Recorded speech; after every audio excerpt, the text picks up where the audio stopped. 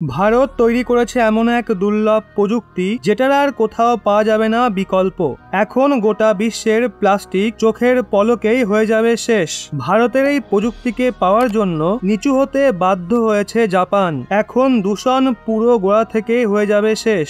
বন্ধুরা, এই সময় ভারত প্রযুক্তির মামলায় আমেরিকা জাপানকে পেছনে ফেলে দিয়েছে। এমন এমন দুর্লভ প্রযুক্তি বিকশিত করছে যেটা বিশ্বের আর কোথাও পাওয়া প্রায় অসম্ভব। এজন্য চীন, রাশিয়া, আমেরিকা এবং জাপানে ঝড় উঠে গেছে। এই দেশগুলো ভারতের সামনে নিচু হতে বাধ্য হয়েছে। ভারতের সামনে এদের বাদশাহী আধিপত্য শেষ হয়ে গেছে। দেখতে গেলে ভারতের প্রযুক্তি পাওয়ার জন্য পুরো বিশ্বই লাইনে দাঁড়িয়ে আছে, কেননা ভারতীয় প্রযুক্তির কোনো তুলনাই নেই। ভারতের প্রযুক্তি যেই কাজের জন্য তৈরি করা হয় সেটা খুব ভালোভাবেই পূরণ করে। এই জন্যই পুরো বিশ্ব ভারতীয় প্রযুক্তির ওপর চোখ বন্ধ করে বিশ্বাস রাখে। বর্তমানে ভারত প্রত্যেক সেক্টরেই তার দুর্লভ প্রযুক্তির পতাকা তুলেছে। ভারত সব সেক্টরেই তার ক্ষমতা ক্রমশ বাড়িয়ে চলেছে, যা দেখে রাশিয়া, চীন, আমেরিকা এবং জাপান এদের শ্বাসরুদ্ধ হয়ে গেছে। এই দেশগুলো কখনো ভাবতেও পারেনি যে ভারত এমনও কিছু করে ফেলবে। এখন এমনটা দেখে এদের হোশ উড়ে গেছে। আসলে বন্ধুরা, ভারত যবে থেকে আত্মনির্ভরতার শপথ গ্রহণ করেছে তারপর থেকেই সবকিছু সম্ভব হচ্ছে। এই সব মোদী সরকারের ওয়েস্ট প্ল্যানিং এর ফল। মোদী সরকার যবে থেকে প্রাইভেট কোম্পানিগুলোর এন্ট্রির আদেশ দিয়েছে তবে থেকেই ভারত প্রযুক্তির দুনিয়াতে নতুন ক্রান্তি নিয়ে আসছে। ইতিমধ্যেই ভারতের বিজ্ঞানীরা এমন কিছু করে দেখিয়েছে যার জন্য পুরো দুনিয়া বাকরুদ্ধ।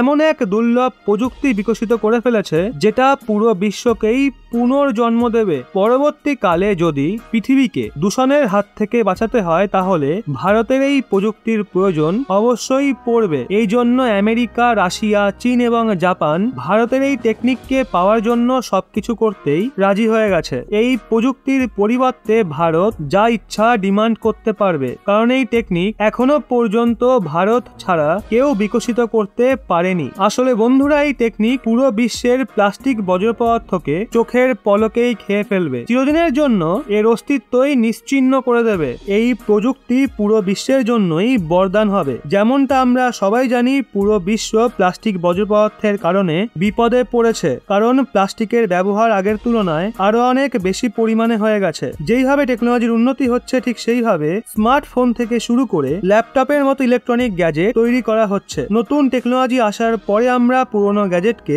ডাস্টবিনে ফেলে দিই, অথবা খারাপ হওয়ার পরে ঠিক না করে সেটাকে বেকার ভেবে ফেলে দিয়ে থাকি। এ থেকে পুরো বিশ্ব প্লাস্টিক বর্জ্য পদার্থের স্তূপে পরিণত হচ্ছে। যেই হিসাবে প্লাস্টিক বর্জ্য পদার্থ ক্রমাগত বেড়েই চলেছে, তা থেকে এটাই মনে হচ্ছে যে এখন সেই সময় আসতে আর দেরি নেই যখন পুরো বিশ্বই প্লাস্টিক বর্জ্য পদার্থের নিচে চাপা পড়ে যাবে, মানুষের অস্তিত্বই শেষ হয়ে যাবে। এই জন্য পুরো বিশ্ব প্লাস্টিক বর্জ্য পদার্থকে গোড়া থেকে নিশ্চিহ্ন করার জন্য নতুন নতুন বিকল্প খুঁজছে, কিন্তু এখনো পর্যন্ত তারা রিসাইকেলিং ছাড়া আর কোনো বিকল্প বের করতে পারেনি। আপনাদের বলে রাখি, রিসাইকেলিং এর মাধ্যমে প্লাস্টিক বর্জ্য পদার্থকে এক ফর্ম থেকে অন্য ফর্মে পরিবর্তন করা হয়, কিন্তু একে গোড়া থেকে শেষ করা যায় না। এই জন্য পুরো দুনিয়ার সামনে এখন এটা বিপদ হয়ে দাঁড়িয়ে আছে। কিন্তু ভারত এখন গোটা বিশ্বের মাথায় চিন্তা ঢুকিয়ে দিয়েছে। যেটা গোটা বিশ্ব করতে পারেনি সেটা ভারত করে দেখিয়ে দিয়েছে। আসলে বন্ধুরা, ভারতীয় সায়েন্টিস্টরা এমন এক টেকনোলজি খুঁজে বের করেছে যেটা শুধু ভারত নয় বরং গোটা বিশ্বকেই মৃত্যুর মুখ থেকে বের করে আনবে, কোনো রকম কেমিক্যালের প্রয়োগ ছাড়াই। ভারতীয় রিসার্চাররা একটা গুরুত্বপূর্ণ প্রযুক্তির খোঁজ পেয়েছে, কিন্তু ভুল করে তারা এমন ব্যাকটেরিয়ার সন্ধান পায় যাকে প্রচুর পরিমাণে ব্যবহার করা হলে এই ব্যাকটেরিয়া প্লাস্টিককেও ডিকম্পোজ করতে সক্ষম। আর এই খোঁজ শিবনাথ ইউনিভার্সিটির স্টুডেন্টরা করেছে। রিসার্চাররা তাদের পরীক্ষার সময় কাদা কাদা ভূমি থেকে দু প্রকারের প্লাস্টিক খাওয়া ব্যাকটেরিয়ার খোঁজ পেয়েছে, যেটাকে বিশ্বের কোনো দেশই এখনো পর্যন্ত খুঁজে বের করতে পারেনি। এই ব্যাকটেরিয়ার নাম হলো এক্সিগুওব্যাকটেরিয়াম সাইবেরিকাম স্ট্রেন DR11, আর দ্বিতীয়টি হলো এক্সিগুওব্যাকটেরিয়াম সাইবেরিকাম স্ট্রেন DR14। এই ব্যাকটেরিয়াগুলো অনেক শক্তিশালী। এরা সিঙ্গেল ইউজ প্লাস্টিককে চোখের পলকেই শেষ করতে সক্ষম। প্লাস্টিক নষ্ট কেন হয় না, এর পেছনের আসল কারণ হলো প্লাস্টিকের মধ্যে পলিস্টিরিন নামের সাবস্টেন্স থাকে, যেটা প্লাস্টিকের বায়োডিগ্রেডেশনকে থামিয়ে রাখে। পলিস্টিরিন সিঙ্গেল ইউজ প্লাস্টিকের সামগ্রী যেমন ডিসপোজেবল কাপ, প্লেট, খেলনা এবং প্যাকিং এ ব্যবহার হওয়া ম্যাটেরিয়ালকে বানাতে ব্যবহৃত হওয়া মেন কম্পোনেন্ট। নিজের হাই মলিকিউল ওয়েট এবং লং চেন পলিমার স্ট্রাকচারের জন্য পলিস্টিরিন এনভায়রনমেন্টে লম্বা সময় পর্যন্ত টিকে থাকতে পারে। সবচেয়ে আশ্চর্য করার মতো বিষয় হলো এই দুই ব্যাকটেরিয়ার মেন খাদ্যই হলো পলিস্টিরিন, যেখানে প্লাস্টিক নষ্ট হতে 450 বছরেরও বেশি সময় লাগে, কিন্তু অন্যদিকে এই ব্যাকটেরিয়া কয়েক মাসের মধ্যেই প্লাস্টিকের বায়োডিগ্রেডেশন করতে সক্ষম। আপনাদের বলে রাখি, all India plastic manufacturer association এক বছরে 14 মিলিয়ন মেট্রিক টন পলিস্টিরিনের প্রোডাকশন করে থাকে, আর এর অনেকটা বড় অংশ ভারতীয় মার্কেটে কনজিউম হয়ে থাকে, আর কিছু অংশ বাইরের দেশকে এক্সপোর্ট করা হয়। এই ব্যাকটেরিয়ার খোঁজ গ্রেটার নয়দাতে হয়েছে, আর রিসার্চেই কথাটা জানা গেছে যে খুবই কম সংখ্যাতেই ব্যাকটেরিয়া প্রকৃতিতে পাওয়া যায়।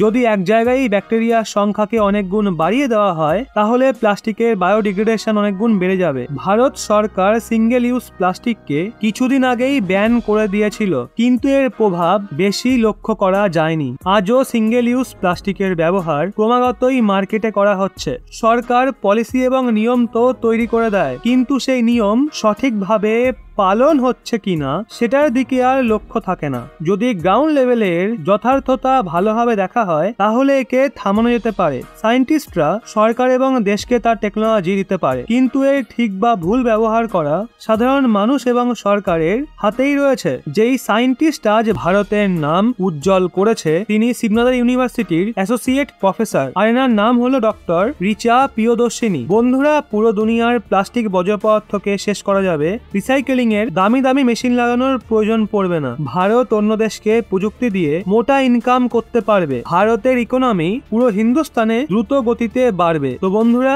ভারতের এই বিজ্ঞানীদের খোঁজের জন্য আমাদের গর্ব করা উচিত। তো বন্ধুরা, এই নিয়ে আপনারা কতটা আশাবাদী নিচে কমেন্টে অবশ্যই জানান। আপনাদের কি মনে হয় এই ব্যাকটেরিয়ার মাধ্যমে পুরো প্লাস্টিক সমস্যাকে দূর করা যাবে? নিচে কমেন্টে অবশ্যই জানান।